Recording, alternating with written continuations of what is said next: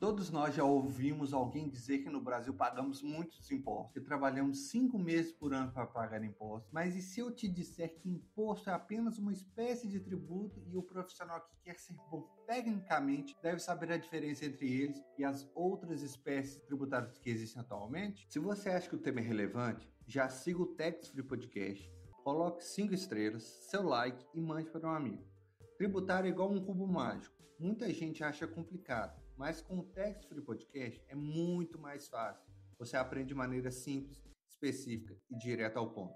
Como já falamos aqui no Tax Free Podcast, os tributos são obrigações do sujeito passivo da obrigação tributária, sendo que, ocorrendo o fato gerador, o pagamento é devido sob o risco de penalidade que pode chegar inclusive à prisão.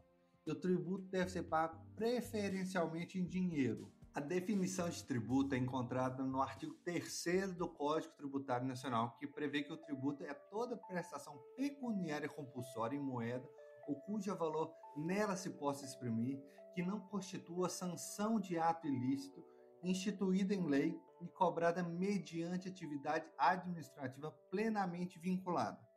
Ou seja, o dever de pagar os seus tributos independe da vontade do sujeito passivo, sendo que é necessário que haja lei descrevendo o fato jurídico praticado no mundo real, de modo que é vedada a cobrança de impostos antes de existir lei tributária contendo, no mínimo, o sujeito ativo, o sujeito passivo, hipótese de incidência, alíquotas e o prazo para recolhimento tempestivo do tributo. Por fim, o tributo não poderá ter natureza sancionatória e a cobrança do tributo é uma atividade vinculada, sendo aquela que não cabe ao intérprete da lei qualquer análise de conveniência e oportunidade, devendo praticar o ato conforme a determinação legal. As espécies tributárias estão descritas na Constituição Federal e agora eu vou falar um pouco de cada uma. Então, papel e caneta na mão. Imposto é um tributo em que não há nenhum tipo de atividade estatal vinculada. O sujeito passivo deve determinar o tributo unicamente por praticar o fato gerador descrito na norma tributária. Você, ao trabalhar e receber os seus rendimentos do seu trabalho, pratica o fato gerador do imposto sobre a renda e deve recolhê-lo sem nenhum tipo de contraprestação por parte da União, que é o sujeito ativo do imposto de renda. Por outro lado, as taxas têm vinculação direta a alguma atividade estatal, sendo que o seu fato gerador é um ato praticado pelo poder público, não sendo necessária a vontade do sujeito passivo. Um exemplo é a taxa de coleta de lixo, onde determinado município coloca à disposição do titular de domínio útil de imóvel o serviço de coleta. No nosso ordenamento, também encontramos as contribuições de melhoria, que é aquela onde um ente público custeia determinada obra pública, numa praça, por exemplo, e os imóveis da região são valorizados. Perceba que a cobrança está vinculada a uma melhoria praticada pelos órgãos públicos, porém a cobrança não pode acontecer livremente, de modo que o valor a ser cobrado via contribuição de melhoria não pode ser maior que a valorização do imóvel e não pode ser maior do que o valor do investimento na obra. Temos também as contribuições especiais, que são subdivididas em 3 classes: contribuições sociais, contribuições de intervenção no domínio econômico e contribuição de interesse de categoria profissional.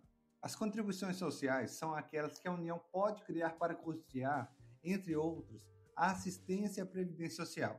A contribuição previdenciária, o famoso INSS, é um tipo de contribuição social. Já as contribuições de domínio econômico, a famosa CID, decorre da necessidade de intervenção do Estado em algum setor econômico.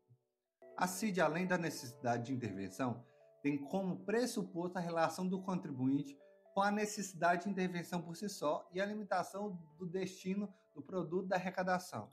Um exemplo deste tributo é a CID Combustíveis e está relacionada às atividades de importação, comercialização de petróleo e seus derivados, gás natural e seus derivados, e álcool etílico combustível.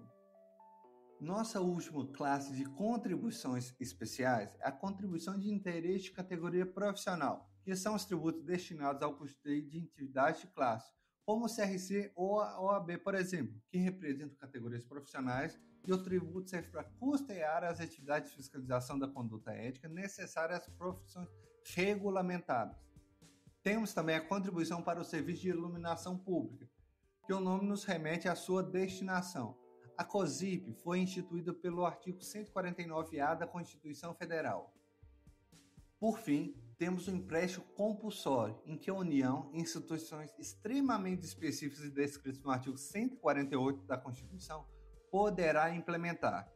A cobrança só poderá ocorrer para atender despesas extraordinárias decorrentes de calamidade pública, necessidade de investimento público urgente de relevante interesse social ou na iminência de guerra externa. Atualmente, temos 92 tributos vigentes no Brasil, sendo divididos entre União, Estados, municípios e Distrito Federal, mas cada um deles deve ser enquadrado nas espécies e características que estudamos nesse episódio e vai te ajudar a entender o cubo mágico que é a matéria tributária no Brasil. E fiquem ligados que nos nossos próximos episódios trarei os principais tributos de cada espécie aqui estudada.